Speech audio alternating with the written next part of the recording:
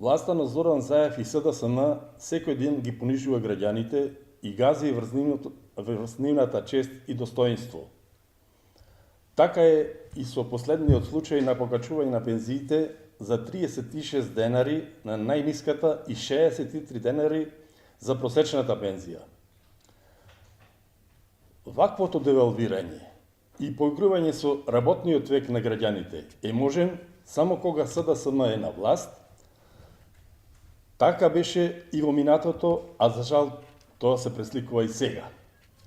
Ова се случува после промената на Законот за пензиско и инвалидско осигурување, кој го направи ова одродена власт и со кој сега зголемување на пензиите се врши само кога постои раст на трошоците за живот, а не како претходно кога пензиите растеа и со растот на платите.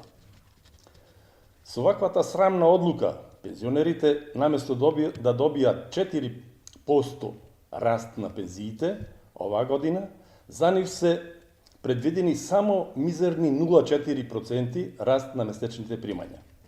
Над 10.000 пензионери во Прилеп се исто така понижени и разочарани од овие 36 денари покачување.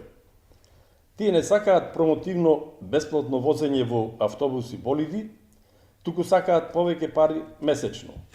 Сакаат повеќе пари затоа што заслужуваат и затоа што со нивниот работен век придонеле за својата држава и за своите семејства.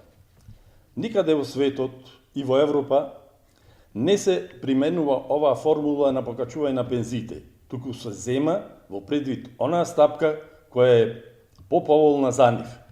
Само во нивната северна е можно вакво газење на сопствениот народ,